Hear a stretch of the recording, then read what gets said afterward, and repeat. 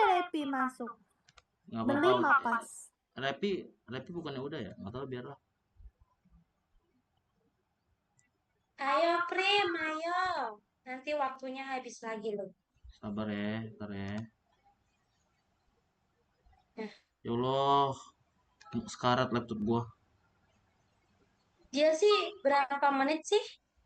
40 kayaknya dah. Ya udah kamu 20 kok 20. Nanti Terry bikin link lagi. Rekod ya Prim? Udah ada record nih. Bismillahirrahmanirrahim. Assalamualaikum warahmatullahi wabarakatuh.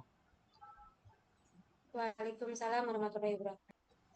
Saya Prima Kukuhlana akan mempresentasikan outline karya tulis ilmiah dengan judul Implementasi Terapi Balloon Blowing Exercise sebagai upaya untuk meningkatkan saturasi oksigen pada pasien preoperasi.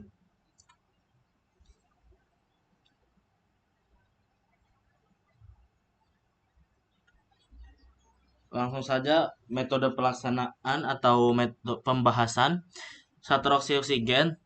Saturasi oksigen adalah persentase hemoglobin yang terikat oksigen dalam darah arteri. Nilai normal SpO2 berada pada kisaran 95-100%.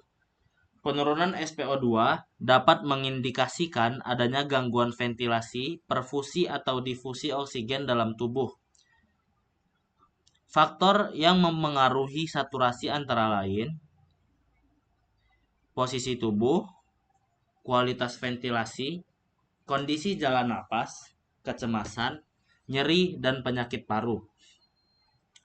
Poin kedua ada fisiologi pernapasan.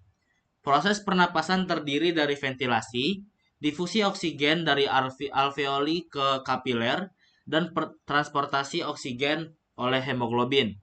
Ventilasi alveolar yang baik akan meningkatkan pertukaran gas sehingga saturasi oksigen meningkat. Pasien dengan kecemasan atau nyeri cenderung bernapas cepat dan dangkal, yang menyebabkan ventilasi tidak efektif dan penurunan saturasi. Pasien preoperasi sering mengalami kecemasan, hipoventilasi, dan perubahan pola napas yang dapat berpengaruh pada kadar oksigen dalam darah. Kecemasan preoperasi terbukti meningkatkan kerja otot pernapasan dan menurunkan efektivitas ventilasi. Selain itu, pasien preoperasi dianjurkan menjaga fungsi respirasi agar mengurangi risiko komplikasi anestesi, seperti hipoksia atau desaturasi selama induksi. Yang keempat ada poin balloon blowing exercise. Pengertian, balloon blowing exercise adalah latihan pernapasan yang dilakukan dengan cara menarik napas dalam, kemudian menghembuskannya secara perlahan ke dalam balon. Latihan ini meningkatkan kekuatan otot pernapasan dan memperbaiki ventilasi alveolar.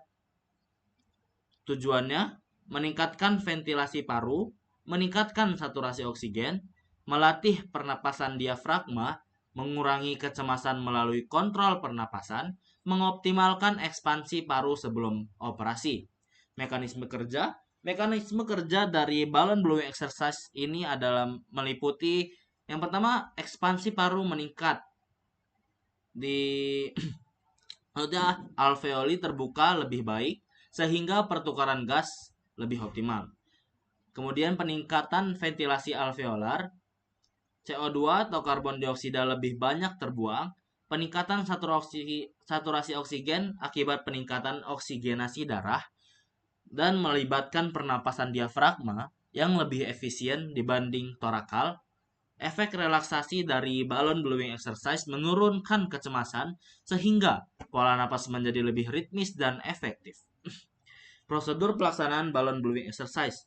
Menurut penelitian oleh Putri 2022, langkah balloon blowing exercise adalah posisi duduk semi Fowler, tarik napas dalam melalui hidung 3-4 detik, tahan sebentar, lalu hembuskan ke balon secara perlahan. Istirahat selama 10-15 detik, ulangi 5-10 kali sesuai toleransi pasien. Keamanan dan kontraindikasi. Balloon blowing exercise aman dilakukan pada pasien umum, namun perlu hati-hati pada pasien dengan riwayat PPOK berat, sesak berat, pasien pasca operasi kepala atau leher, Penelitian terdahulu menurut Prasetyo et al. 2020 menemukan bahwa balon blowing exercise meningkatkan SpO2 rata-rata 2-4% pada pasien dengan hipoventilasi ringan. Menurut Putri 2022 melaporkan bahwa balon blowing exercise efektif meningkatkan saturasi oksigen pada pasien preoperasi mayor dalam waktu kurang dari 10 menit setelah intervensi. Menurut Hapsari 2021 menunjukkan latihan meniup balon meningkatkan kekuatan otot pernapasan dan meningkatkan ventilasi paru pada pasien pra-bedah umum. Menurut Sregar 2020 menyimpulkan bahwa balon blowing exercise merupakan intervensi non-farmakologis yang murah, mudah, dan aman untuk meningkatkan oksigenasi. Selanjutnya ada hasil dan pembahasan desain penelitian. Saya melakukan desain penelitian ini menggunakan desain deskriptif dengan pendekatan studi kasus untuk menggambarkan implementasi balon blowing exercise terhadap peningkatan saturasi oksigen pada pasien preoperasi. Pendekatan ini digunakan untuk mengetahui perubahan sebelum dan sesudah intervensi pada subjek secara langsung.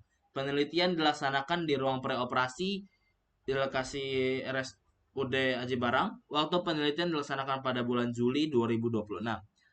Subjek penelitian, populasi, seluruh pasien preoperasi yang dirawat di ruang rawat inap tempat penelitian berlangsung. Sampel penelitian adalah satu pasien yang memenuhi kriteria pemilihan subjek. Kriteria inklusi, pasien preoperasi dengan saturasi oksigen 90-95%, borderline atau sedikit menurun, pasien kooperatif dan mampu mengikuti instruksi, pasien usia 18-60 tahun, tidak sedang menggunakan ventilasi mekanik. Kriteria eksklusi, pasien dengan sesak berat atau distres pernapasan, pasien dengan riwayat PPOK berat, pasien post-operasi kepala atau leher, pasien yang menolak intervensi. Variabel penelitian, variabel independent, balon blowing exercise, variabel dependent, saturasi oksigen. Alat dan instrumen penelitian, pulse oximeter untuk mengukur saturasi oksigen, balon sebagai media peniupan, lembar observasi untuk mencatat hasil pengukuran sebelum dan sesudah intervensi, APD sesuai standar, masker, dan handscoot. Prosedur penelitian, tahap persiapan, menjelaskan tujuan tindakan kepada pasien, melakukan informed consent, menyiapkan alat, balon, pulse oximeter, dan lembar observasi. Kedua, tahap pelaksanaan balon blowing exercise. Prosedur pelaksanaan mengacu pada Putri 2022 dan Wijayanti 2021.